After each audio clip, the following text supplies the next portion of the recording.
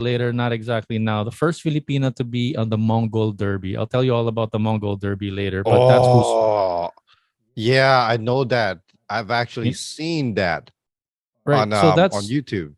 that's who Sol is. She's the friend of Celestina, and I'll tell They you the know each story other? later. Yeah, I know them. Yeah, we all grew up together when we were in Baguio. I'll tell you all the whole story later, but the Yeah, bottom line of what it's all about really is that she's the first Filipina to be on the Mongol Derby. that's awesome. Was it just yesterday? Yeah, yesterday. Like somebody. So Solana's in Mongolia right now. I think she's in the middle of the race. I don't think it's ended yet. I think as in like right as we speak right now, the race is still probably Isn't it like halfway through. a couple of weeks type of race thing? The It's a Mongol Derby, one because they're going across the desert, right? and not a desert. It's like grassy fields. Like the Hmm. hills are alive with the sound of music. Endless, Oh, endless fields for horses to run. right. What I understand about the Mongol Derby, and this is from what I understand from talking to Sol, it's a 1 week race because it's a 1,000 kilometer horse race. Hmm. But you're not using one horse for that 1,000 kilometers. You're using different horses, so you're going from town to town, and the distance is like from I think 40, 50 kilometers from one station to another Right. Right. station, and you use one horse to get from one station to another, and then when you get to the other station, like you find a family. So you want to be first because you want to get first dibs on the horses that are available. You pick the horse and then Right. you stay over there for the night, and then you use that horse to get to the next town. What's Mm. what, and these are wild horses. And what Sol was telling me, what's tricky about this race is it's not just about being a good equestrian. Right. It's also about getting the horses to let you ride them, to tame the horse, to catch the horse and ride them. And they're like bareback, I think.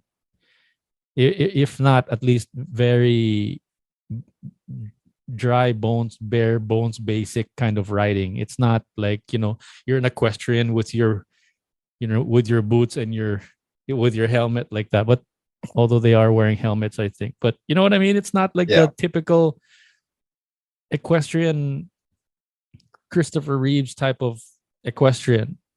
These are Mm. like wild horse. It's a wild horse. It's a wild.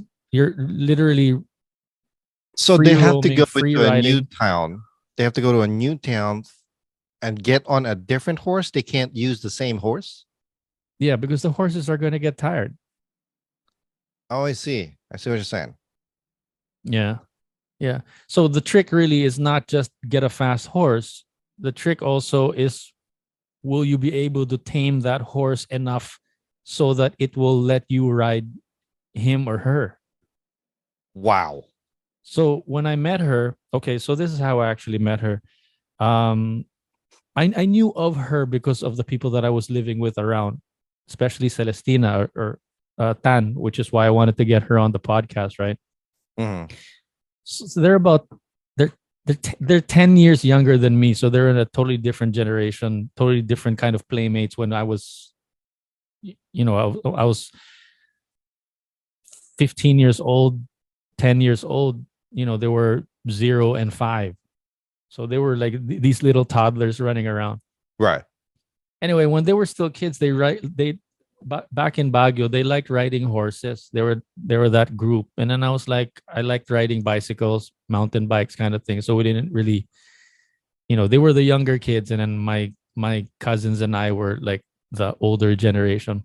Right. Anyway, so from ever since she was 5, like 5 years old or however old she was when she started riding horses, she never let go of that up until now in her early 20s. Wait, if she's 20, I must be. So I'm 40. She's 10, 15 years younger than me. She must be, what's the math? 20, 25, 30, How many years younger are older are you? 10, 15 years. 10 or 15 years. So she's in her 30. She's probably 25 or 30. Yeah. Okay. So 25, 30. Anyway, Right. so I was on my way up to Baguio one time. Long story short, I was texting people saying, "Hey, I have a camera with me. I want to go out and shoot something. Can you, like show me something or someone that I can shoot?" Hmm. And then Celestina said, "Oh, hey, you can shoot Solana. She's practicing for a horse race." And that's how I found out about it about 5 years ago. Wow. So she's been riding horses ever since she was 5. And then about 3, 4, 5 years ago, way before the pandemic and everything, she was already training for this race. Right. And so that's where she told me about it. And then the pandemic hit and it all got I think I remember her because I do it believe got I'm sorry, go ahead. it got delayed. No, Yeah. but so the whole training was not really about just riding horses, like, jumping and Yeah. running the horse as fast as you can. That's not really it. Her training was really more about, you like that horse?